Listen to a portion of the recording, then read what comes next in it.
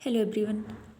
अगर हम सोम की बात करें या फिर स्ट्रेंथ ऑफ मटेरियल की, तो स्ट्रेंथ ऑफ मटेरियल आपका जो है ये स्ट्रक्चर है, ये टोटली बेस्ड है आपके स्ट्रेस के ऊपर। तो अगर आपको प्रैक्टिकली समझ में आता है कि स्ट्रेस है क्या, या फिर आप बेंडिंग मोमेंट की बात कर लो या ट्विस्टिंग की बात कर लो, है ना, तो ये सारी चीज़ें हैं क्या, बेसिकली ये हमें कहाँ से मिलती हैं। अगर आपको ये समझ में आ गया तो डेफिनेटली आप ये मान के चलो कि आपसे स्ट्रेस या सोम या जो भी चीज़ें हैं वो बड़ी बढ़िया से कवर हो जाएंगी और आपको प्रैक्टिकली अंडरस्टूड हो जाएंगी। पर अगर आपको यही नहीं समझ में आता है तो आपको आगे की चीज़ें कुछ भी नहीं समझ में आएंगी, जिसकी वजह से क्या होता है कि कई बार हमारे गेट में मार्क्स कम हो जाते हैं। जैसे अगर हम स्ट्रेस की बात करें तो स्ट्रेस में देखो आपका प्रिंसिपल स्ट्रेस है ना, और उसके बाद मोहर सर्कल से जितने क्वेश्चंस आते हैं, चाहे वो प्रिंसिपल शेयर स्ट्रेस हो या नॉर्मल स्ट्रेस हो, तो इससे काफ़ी क्वेश्चंस आते हैं गेट में, कई बार आते हैं, काफ़ी मार्क के क्वेश्चंस आते हैं। तो अगर ये चीज़ें आपको कब आएंगी, ये चीज़ें आपको तब पता चलेंगी जब आपको स्ट्रेस पता होगा, ठीक है। तो ये जो लेक्चर है, आज का ये जो लेक्चर है, इसमें हम बहुत ही डीप में स्टडी करेंगे लोड के बारे में, कि लोड होते कैसे हैं, कितने टाइप के लोड होते हैं, कौन सा लोड कैसा अप्लाई होता है, फिर हमें कैसा स्ट्रेस मिलता है।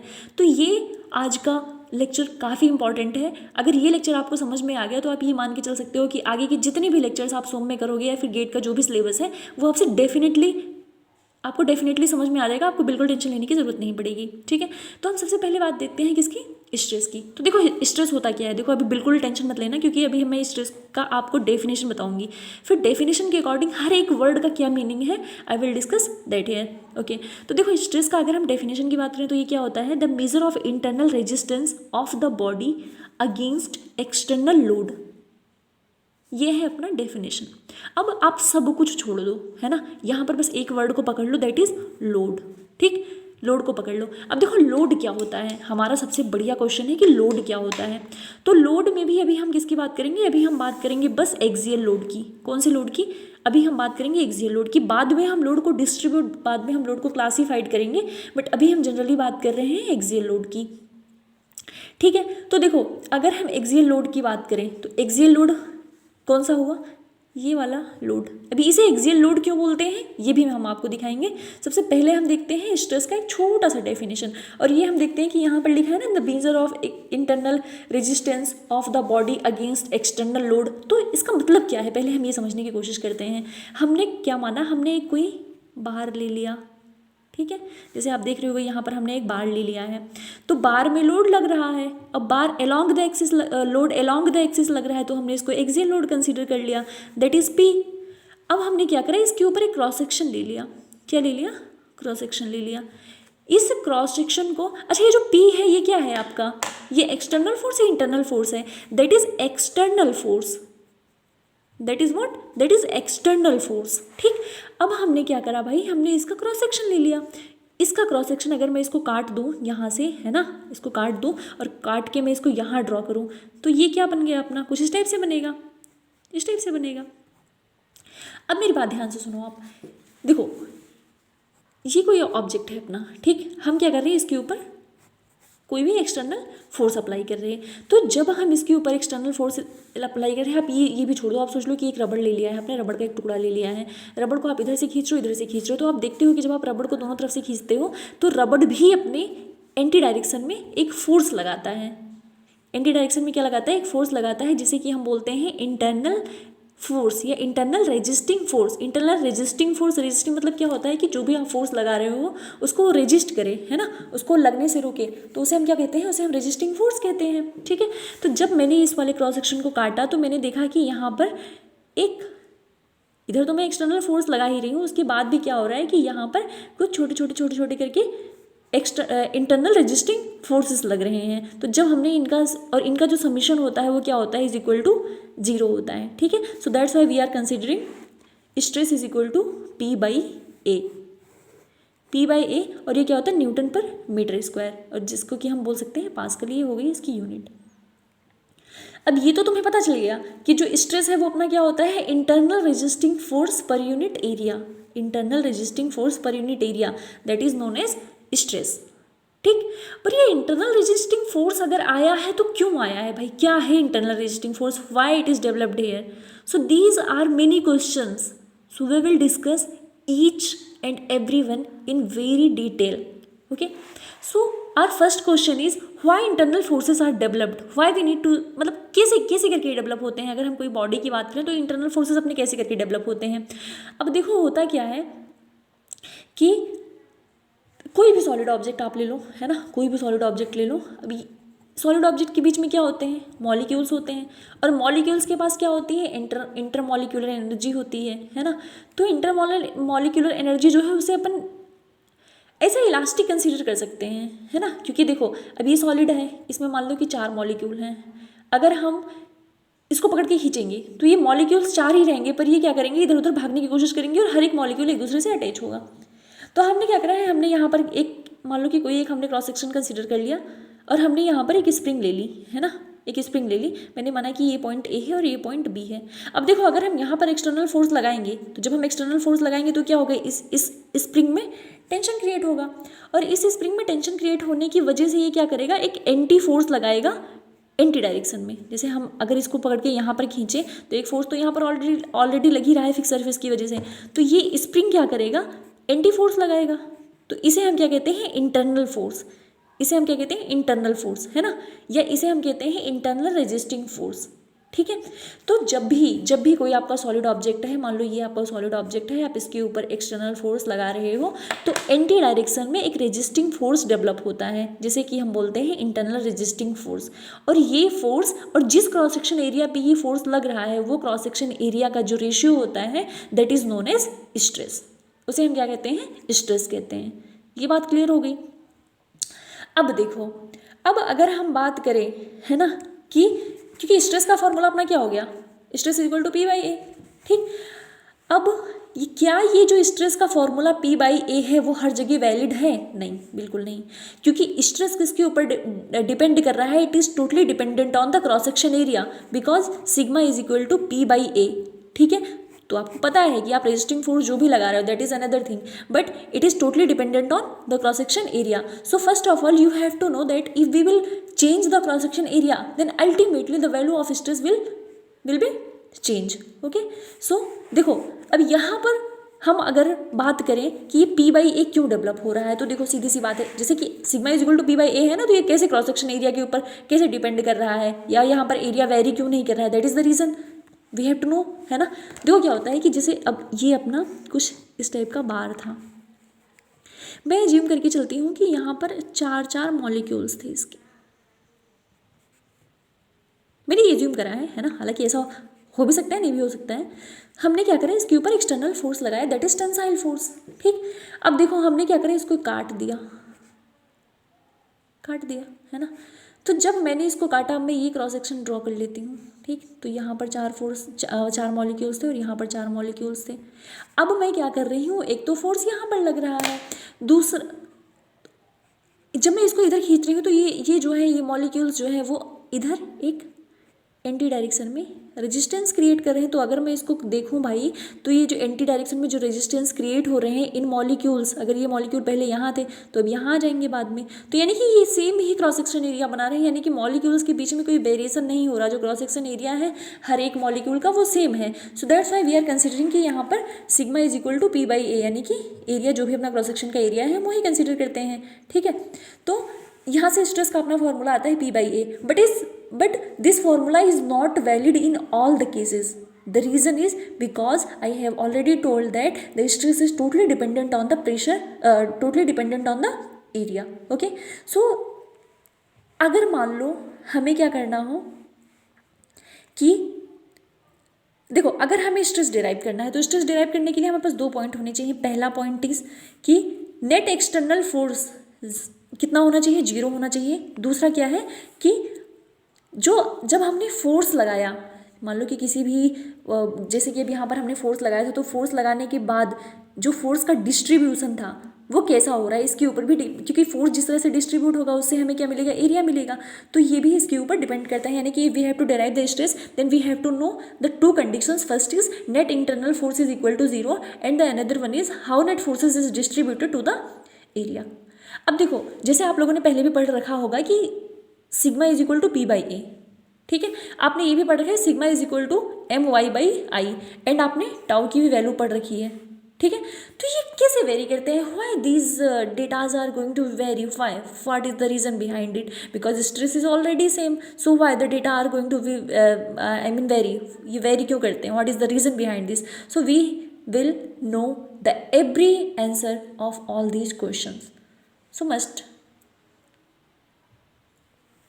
अच्छा एक बात यहाँ से देखो, एक बात हम ये देखते हैं कि स्ट्रेस क्या होता है, P/A है ना, P क्या होता है, P क्या है आपका लोड और ये है A। तो जैसे जैसे आप किसी ऑब्जेक्ट के ऊपर लोड लगाते हो वैसे वैसे उसके अंदर डिफॉर्मेशन होता है, यानी कि हम बोल सकते हैं कि स्ट्रेस किसके डायरेक्टली प्रोपोर्शनल होता है, stress is directly proportional to I mean internal resisting force, और इंटरनल रेजिस्टिंग फोर्स की वजह से क्या डेवलप होता है, deformation. So we can say that कि stress is directly proportional to internal resistance force and internal resisting force is directly proportional to deformation. तो अगर हम बात करें, जैसे कि हमने पहले पढ़ा है internal resisting force is equal to क्या होता है, K इंटू एक्स, जब हम इलास्टिसिटी की बात करते हैं, है ना, तो यहाँ पर x क्या है, x आपका डिफॉर्मेशन है। तो ये हम बोल सकते हैं कि जितना ज़्यादा इंटरनल रेजिस्टिंग फोर्स होगा उतना ज़्यादा डिफॉर्मेशन होगा, जितना कम इंटरनल रेजिस्टिंग फोर्स होगा उतना कम डिफॉर्मेशन होगा, यही होता है ना। अब देखो, अब हम बात करते हैं, ये तो हो गया स्ट्रेस का जनरल सा डेफिनेशन जहाँ पर हमने बस नॉर्मल स्ट्रेस पढ़ा था।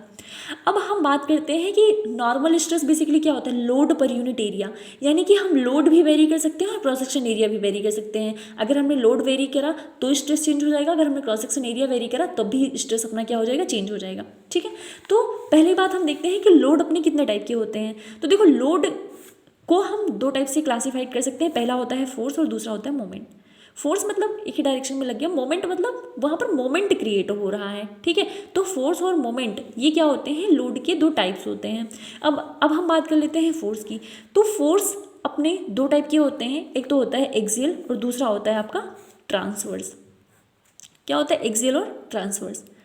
एक्सियल को भी अगर आप क्लासीफाई करो तो ये होता है टेंसाइल और दूसरा होता है कंप्रेसिव, और ट्रांसवर्स। ठीक है, यहाँ से हम बात कर लें तो जब हम मोमेंट की बात करेंगे तो मोमेंट को हमने दो टाइप से क्लासीफाइड कर रखा है, बेंडिंग और twisting. These are the loads, यानी कि हम किसी भी ऑब्जेक्ट के ऊपर या तो बेंडिंग लगा सकते हैं, ट्विस्टिंग लगा सकते हैं, ट्रांसवर्स और एक्सियल लोड लगा सकते हैं। ठीक है, अब हम एक एक करके डिस्कस करेंगे कि एक्सियल लोड क्या होता है, ट्रांसवर्स क्या होता है, बेंडिंग क्या होता है, ट्विस्टिंग क्या हो सकता है, and we will get a very great conclusion we will get from here. देखो, अगर हम एक्सियल की बात करें, है ना, तो मैंने क्या करा कि मैंने एक यहाँ पर एक डायग्राम बना लिया कुछ इस टाइप से। ठीक है, अब मैं लोड लगा रही हूँ यहाँ पर, है ना, तो ये क्या है, ये एक्सियल लोड है। क्यों, क्योंकि ये अलोंग द एक्सिस लग रहा है, अलोंग द एक्सिस, और you can say that it is acting perpendicular to the axis. ठीक है, ये क्या लग रहा है, जैसे हमने ये एक्सिस कंसिडर कराया है ना, इट्स एक्स एक्सिस। अब एक्स एक्सिस के परपेंडिकुलर लग रहा है तो ये क्या होगा, एक्सियल लोड होगा। यहाँ अगर लग रहा है यानी कि इसके पैरेलल लग रहा है तो दैट इज ट्रांसवर्स लोड। ठीक है, तो यानी कि किसी भी ऑब्जेक्ट के ऊपर आप दो लोड लगा रहे हो, तो लोड लग रहा है आपका एक्सियल लोड, दूसरा लग रहा है ट्रांसवर्स लोड। कौन कौन सा, एक्सियल लोड और ट्रांसवर्स लोड। ठीक, अब हम डीप में पढ़ेंगे, पर ये समझ लो कि एक्सियल लोड हमेशा क्या होता है, वो परपेंडिकुलर टू द सर्फेस लगता है। ठीक है, और जो ट्रांसवर्स लोड होता है वो पैरेलल टू द सर्फेस होता है। We have considered the X surface. ठीक है, तो अगर हम एक सरफेस की बात करेंगे तो ये क्या लग रहा है, पैरेलल टू द सरफेस लग रहा है, and this is acting perpendicular to the surface, so that's why it's a axial load and it's a transverse load. ठीक, अब देखो, अब जैसे हम यहाँ पर बात करें, एक हमने और डायग्राम ड्रॉ करा है ना, यहाँ पर देखो, यहाँ पर हम क्या कर रहे हैं, इस डायरेक्शन में लोड लगा रहे हैं, so it is axial load. Why, because along the surface axial load, ये perpendicular to the surface, so that's why it's transverse load. ठीक, अब देखो होता क्या है, मैंने क्या बोला था, एक्सियल लोड जो होता है वो हमेशा कैसा लगता है, perpendicular to the surface. We have considered Y section here, तो वाई के परपेंडिकुलर क्या है, ये एक्सियल लोड। यहाँ पर देखो क्या है, ये है ट्रांसवर्स लोड। तो ट्रांसवर्स लोड हमेशा कैसा लगता है, पैरेलल टू द सरफेस, और एक्सियल लोड कैसा लगता है, perpendicular to the surface. I think ये दोनों पॉइंट क्लियर हो गए, axial load perpendicular to the surface, transverse load parallel to the surface. Clear, ठीक है। अब देखो, जब हम बात करते हैं, ठीक है, स्ट्रेस अपन बाद में लिखेंगे, पर इतना जान लो कि axial load perpendicular to the surface और transverse load parallel to the surface. अच्छा, अगर हम बेंडिंग और ट्विस्टिंग की बात करें, किसकी, बेंडिंग और ट्विस्टिंग की बात करें, ठीक है, तो अगर मान लो हमने कोई ये 3D ऑब्जेक्ट कंसीडर करा तो इसमें 3 एक्सेस होंगे, एक्स वाई और जेड। अगर हम एक्स की बात करें तो X is acting perpendicular to the surface because it's a surface, और इसके परपेंडिकुलर क्या है, अपना एक्स है। दो पैरेलल स्ट्रेस हैं, that is Y and that is Z. यानी कि अगर इस पर मैं फोर्स लगाऊं, है ना, तो इसमें मोमेंट जो तुम्हारा, यानी कि अगर मैं इसको बेंड करना चाहूँ तो बेंड करने के लिए क्या करना पड़ेगा मेरे को, जैसे कोई भी ऑब्जेक्ट ले लो, छोड़ो खैर वो तो बड़ी बात है। अब ये अपना ऑब्जेक्ट है, अब अगर हमें इसको बेंड करना है तो यहाँ पर हमें दो फोर्सेस लगाने पड़ेंगे, यानी कि दो मोमेंट क्रिएट करना पड़ेगा एंटी क्लॉक, मतलब दोनों एक दूसरे के अपोजिट होंगे।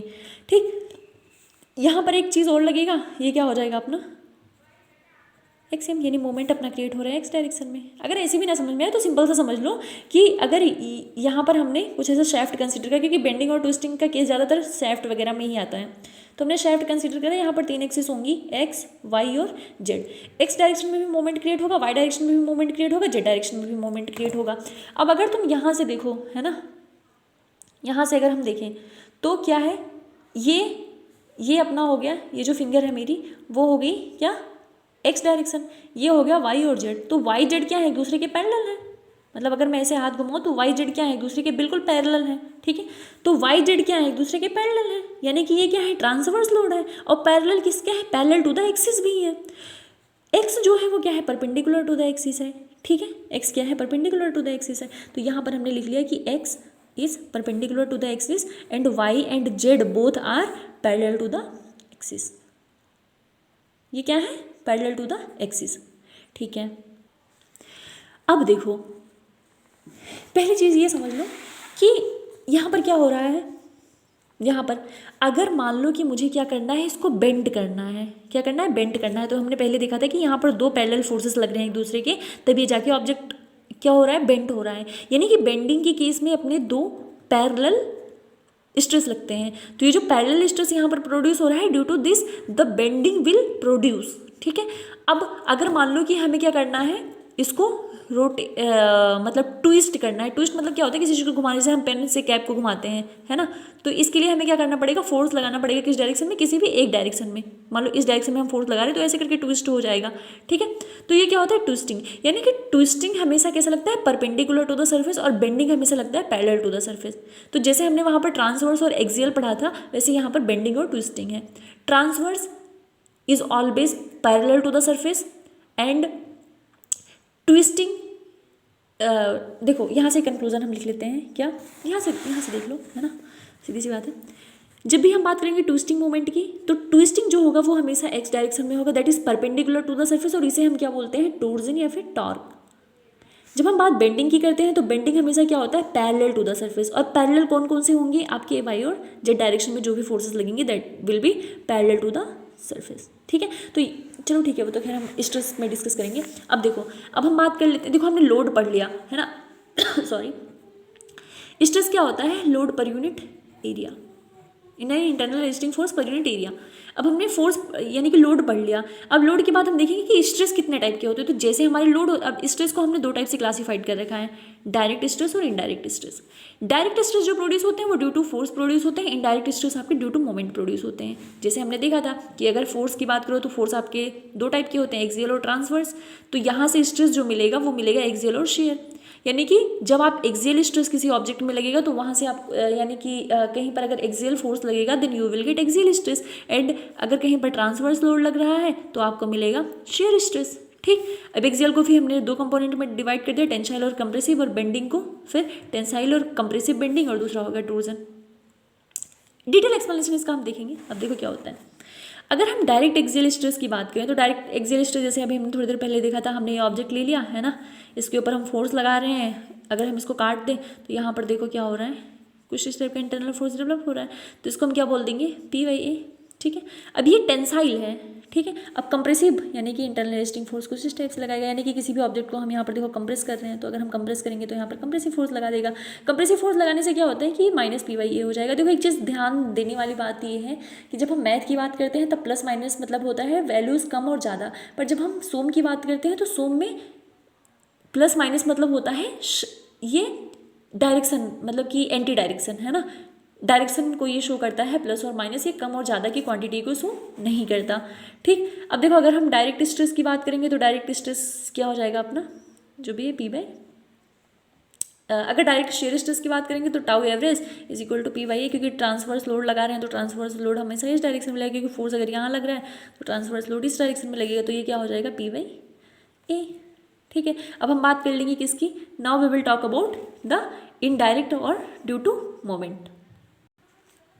अब देखो अगर आप इनडायरेक्ट फोर्स की बात करते हो, है ना, तो इनडायरेक्ट फोर्स जैसे हमने लिया था तो तीन जगह से प्रोड्यूस होता है। कैसे, हमने देखा था यहाँ पर कि अगर ये कोई ऐसे यहाँ पर शेफ्ट है और इसका हम ये 3D वाला एक्सिस कंसिडर करें तो यहाँ पर 3 एक्सिस होंगे, है ना, एक तो आपका x, दूसरा y और तीसरा z।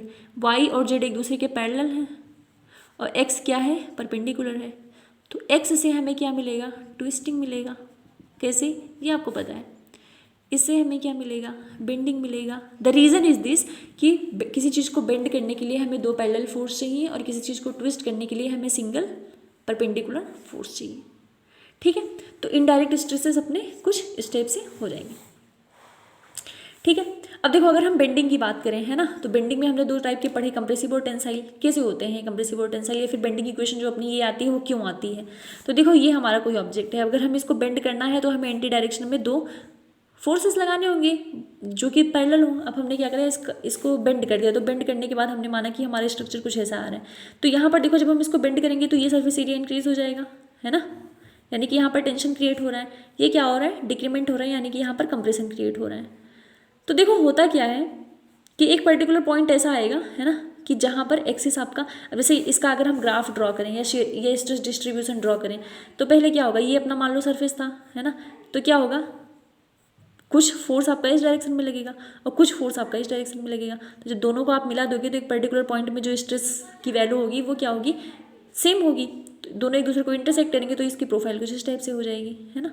भी कैसी होगी ये हम बहुत ही डिटेल में पढ़ेंगे जब बेंडिंग और ट्विस्टिंग पढ़ेंगे। हालांकि अभी के लिए इतना जान लो कि जब हम ट्रांसवर्स लोड की बात करते हैं तो ट्रांसवर्स लोड से हमें मिलता है, यानी कि ट्रांसवर्स मोमेंट से हमें क्या मिलता है, आपका बेंडिंग, और जो अपना एक्सियल होता है उससे हमें मिलता है ट्विस्टिंग। ठीक, अब हम बात कर लें टोर्जनल स्ट्रेस की। तो हालांकि टोर्जनल स्ट्रेस चलो ठीक है, टोर्जनल स्ट्रेस की अगर हम बात कर लें तो टॉर्क लग रहा है, यहाँ से भी डिस्ट्रीब्यूशन हो जाएगा। अब देखो अब हम बात कर लें स्ट्रेस एनालिसिस। हम किसकी बात कर लें, स्ट्रेस एनालिसिस। होता क्या है स्ट्रेस एनालिसिस, है ना। तो देखो पहली चीज़ तो ये है कि हमने ये कोई ऑब्जेक्ट कंसीडर कर रखा है, हमने क्या रखा है, कोई ऑब्जेक्ट कंसीडर कर रखा है। अब देखो नेचर में होता क्या है कि इसमें फोर्सेस कहीं से भी एक्ट कर सकते हैं भाई, ऐसा ज़रूरी नहीं है कि वो तुम्हारे एक्स वाई जेड में ही एक्ट करेंगे। पर देखो पहले से हमें ऑलरेडी पता है कि हमने 12th में पढ़ रखा है फोर्सेस का रिजोल्यूशन। फोर्सेस का रिजोल्यूशन यानी कि कोई अगर फोर्स ऐसा लग रहा है तो हम इसको रिजॉल्व करके एक्स वाई एक्सिस में ले आते थे और वहाँ से हम कैलकुलेशंस कर लेते थे। ऐसे ही हम यहाँ पर क्या करेंगे कि अगर मान लो जनरल लोडिंग की कंडीशन है, जनरल देखो यहाँ पर हमने जो टर्म लिया है stress analysis under general loading. Under general loading का मतलब ये है कि कहीं पर भी कोई भी ऑब्जेक्ट आपने उठाया जो कि जनरल हमारे एटमॉस्फेयर में अवेलेबल है उसके ऊपर हम एनालिसिस कर रहे हैं, तो लोड तो कहीं से भी, यहाँ से भी लग सकते हैं, यहाँ से कहीं से भी लग सकते हैं, है ना। तो जब हम स्ट्रेस एनालिसिस करते हैं, स्ट्रेस एनालिसिस में हम क्या करते हैं, देखो हमारे पास 3 एक्सिस हैं, एक्स वाई और जेड। कितने एक्सिस हैं, एक्स वाई और जेड, 3 एक्सिस हैं। हमारा काम क्या होता है कि अलग अलग डायरेक्शन में अलग अलग एंगल पर जितने भी आपके स्ट्रेसेस यानी कि लोड लग रहे हैं या जितने भी फोर्स लग रहे हैं उन सारे फोर्सेस को हम रिजॉल्व कर लेते हैं 3 डायरेक्शन में या 3 प्लेन में। अब ये 3 डायरेक्शन मिलकर 3 प्लेन बनाएंगे तो इन तीनों प्लेन में हम क्या करते हैं, इसको रिजॉल्व कर लेते हैं। जब सारे स्ट्रेसेस आपके यानी कि सारे जो लोड लग रहे हैं या सारे फोर्स जो लग रहे हैं वो जब 3 प्लेन में आ जाते हैं तब कैलकुलेशन हमारा इजी हो जाता है ना। तो ऐसे ही हम करते हैं। मान लो कि यहाँ पर कुछ ऐसा है, अब हम अगर इसका प्लेन ड्रॉ करें तो हम क्या बोल सकते हैं, हम ये हमारा एक्स हो गया, ये हो गया वाई और ये हो गया जेड, ठीक है। अब यहाँ से हम देखें तो हमें क्या पता है कि हमें एक चीज़ ये पता है कि अगर हम किसी एक प्लेन को कंसिडर करें, कोई भी एक प्लेन है अपना, मान लो कि ये है अपना एक्स और ये है वाई, तो अगर यहाँ पर कोई ऑब्जेक्ट है ना, तो यहाँ पर क्या लगेंगे, आपका एक नॉर्मल स्ट्रेस लगेगा और 2 लगेंगे शेयर स्ट्रेस। एक नॉर्मल स्ट्रेस और 2 लगेंगे आपके शेयर स्ट्रेस। तो यहाँ पर भी जब आप देखोगे तो एक नॉर्मल स्ट्रेस और 2 हमेशा लगेंगे शेयर स्ट्रेस। तो अगर हम 3D की बात करें, 3D में हमारे 3 प्लेन होते हैं, तो 3 प्लेन में क्या होता है कि हर एक प्लेन में आपके एक नॉर्मल स्ट्रेस और 2 लगेंगे शेयर स्ट्रेस, ठीक है। अब देखो अगर हम कैसे, जैसे अब हमने मान लिया कि हाँ नॉर्मल स्ट्रेस और शेयर स्ट्रेस लगेंगे, पर नॉर्मल स्ट्रेस और शेयर स्ट्रेस का हमें नोटेशन देना होता है कि कहाँ पर नॉर्मल स्ट्रेस लग रहा है, किस डायरेक्शन में लग रहा है, शेयर स्ट्रेस कहाँ लग रहा है, किस डायरेक्शन में लग रहा है। तो हमने क्या करा है, यहाँ पर एग्जाम्पल के लिए हमने एक ऑब्जेक्ट कंसिडर कर लिया है। This is are 3D object, ये हमारा क्या है 3D ऑब्जेक्ट है। अब हम यहाँ पर देखते हैं कि कैसे करके हम कंसिडर करते हैं कि कौन सा फोर्स किस डायरेक्शन में लग रहा है। हमने एक्सिस कौन सी ली है, एक्स वाई और जेड एक्सिस ली है, ठीक है। तो अगर मैं यहाँ से देखूँ तो ये हमने मान लिया कि ये जेड एक्सिस है, ये हमने क्या मान लिया जेड एक्सिस है, ठीक है। ये हमने मान लिया ये एक्स एक्सिस है, यानी कि एक्स प्लेन है, और ये है अपना वाई प्लेन एक्स प्लेन और जेड प्लेन, क्या z plane y plane, z plane x plane और वाई प्लेन। अब देखो जब मैं जेड प्लेन की बात करूँगी तो जेड प्लेन पे जो नॉर्मल स्ट्रेस लगेगा वो क्या लगेगा, सिग्मा जेड। जो 2 शेयर स्ट्रेस आएंगे वो किसकी वजह से आएंगे, एक तो एक्स की वजह से आएगा, दूसरा वाई की वजह से आएगा। तो ये क्या होगा, टाउ जेड एक्स और ये आ गया टाउ जेड वाई।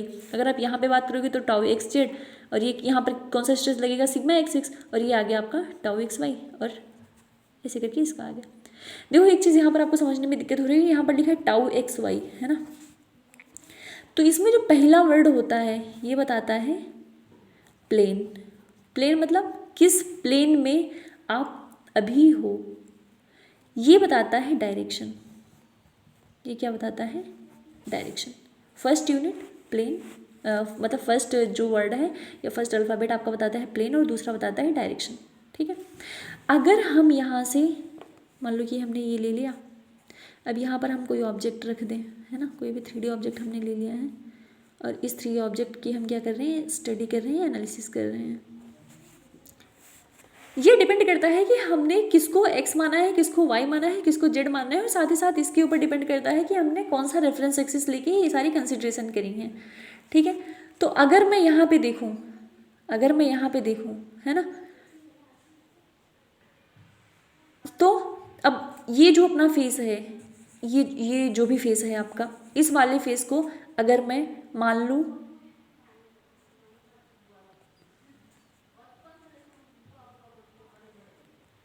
ठीक है, इसको अगर हम ऐसे बनाएंगे तो कुछ ऐसा हो जाएगा, है ना।